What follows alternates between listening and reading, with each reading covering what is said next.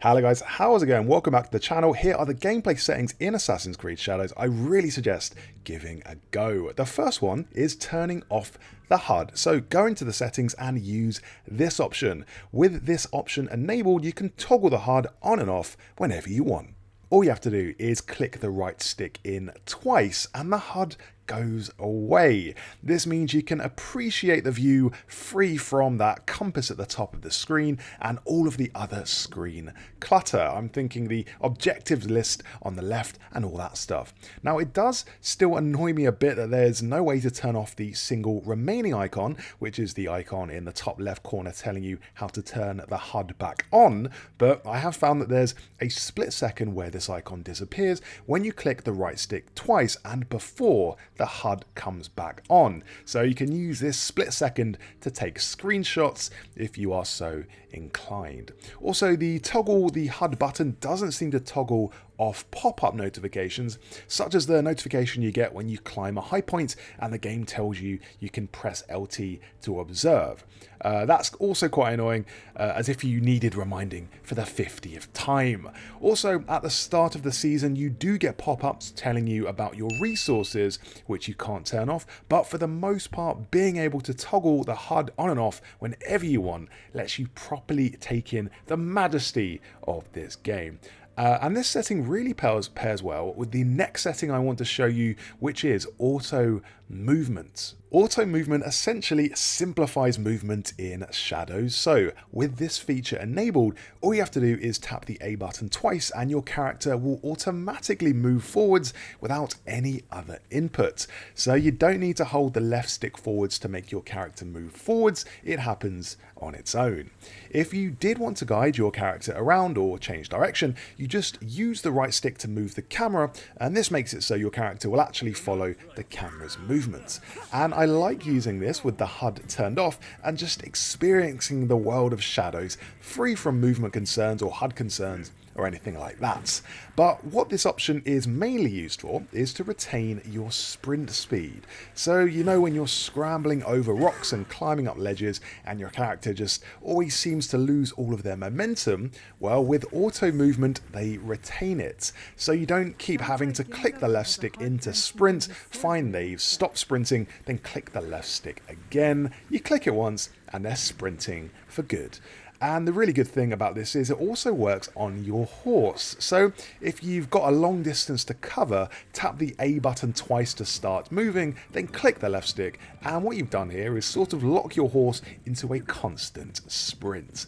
But I like this feature, that the fact that it's completely optional. You can have it running in the background and not use it, but whenever you do want to use it, just click the A button twice and it triggers. Next up, if you're not playing with a lock-on enabled, change that right now, because in my opinion, this one little option makes fights so much better. Now, this setting makes it so locking on happens automatically when fights trigger. So you can focus your attention on one enemy in particular, then if you want to switch focus to another, just move the right stick. What this does is let you effortlessly take on enemies both in front and behind you and makes you feel a lot more dialed in. If you would prefer to leave the decision to lock on up to you, however, you can still lock on without it being mandatory. And for that, all you have to do is click the right stick in whenever you want. But I have found that I wasn't using that mechanic often, so it was basically just useless, or I would click the stick and it wouldn't activate, so I was just ignoring it. But when the lock-on is activated by default, it's a lot more noticeable, and it completely changes how fights play out.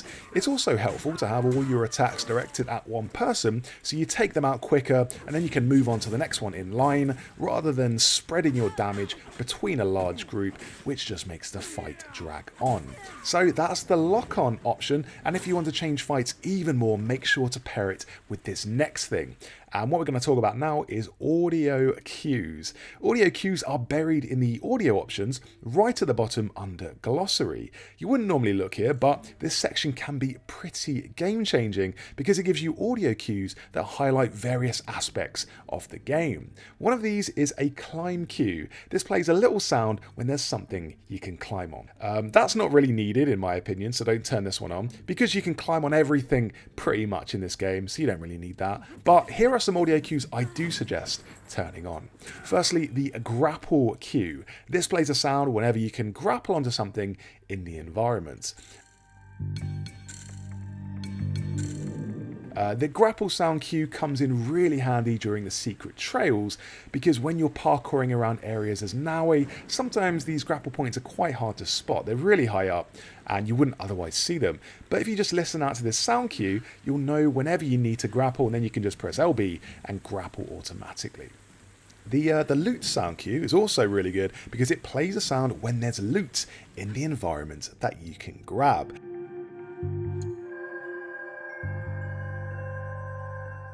This just lets you know that there's still stuff you can loot nearby in case you miss anything. So turn that on, and the last audio cue I suggest using is the line of sight broken audio cue.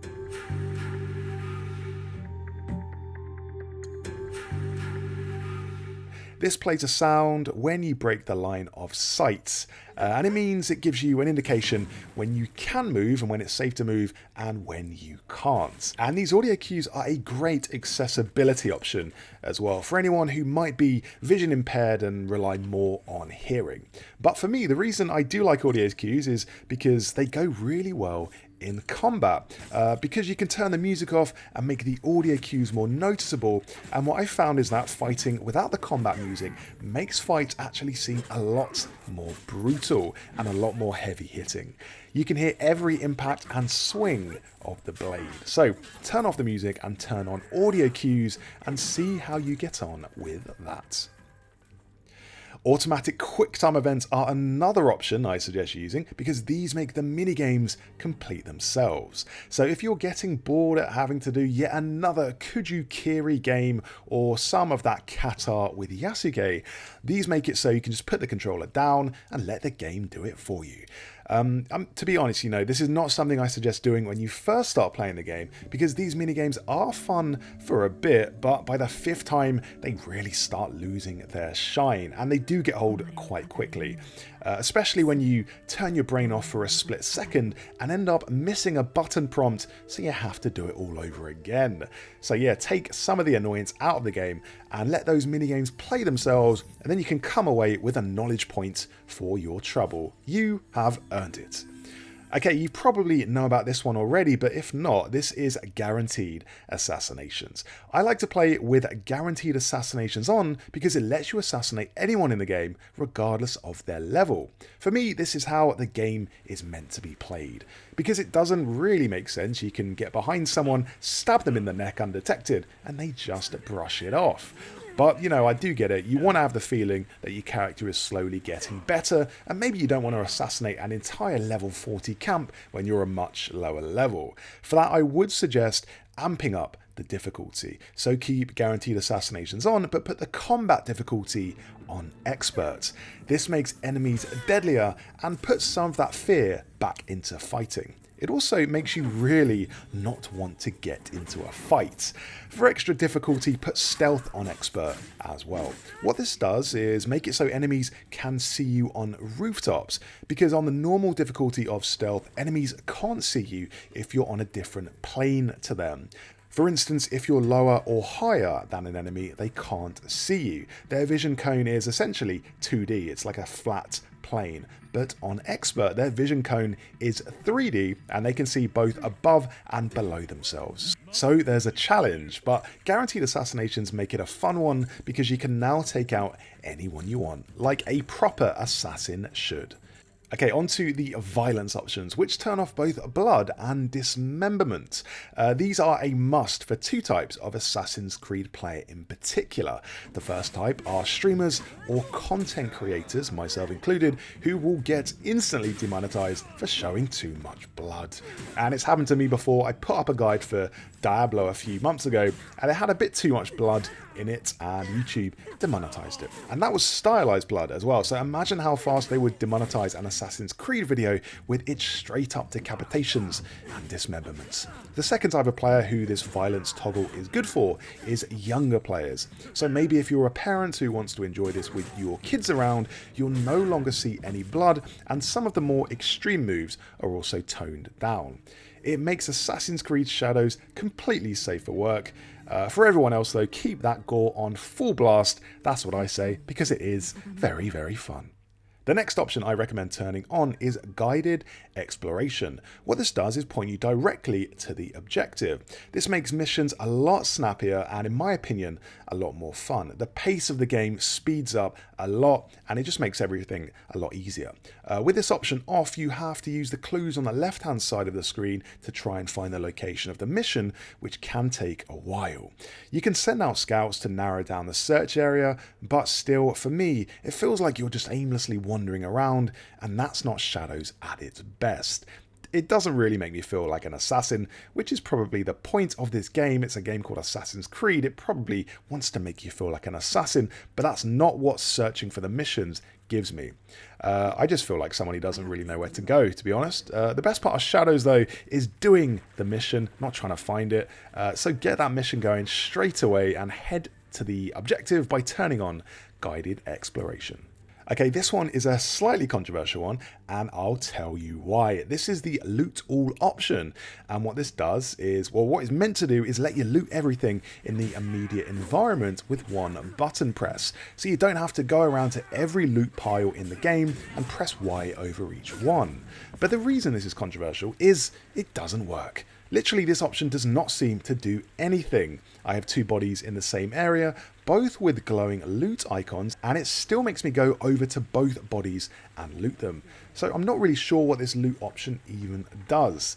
If I am missing something, please let me know in the comments, because I would love it if this option did work. But added to that, this option only covers loot from bodies. So if there are two loot chests in the vicinity, you still have to loot both chests. But even just restricted to body loot rather than chest loot, it still doesn't work. You're meant to just hold Y to loot all area loot with this option, but that's not really what happens. So let me know in the comments what's going on with the loot all option, because if it did work, that would be great.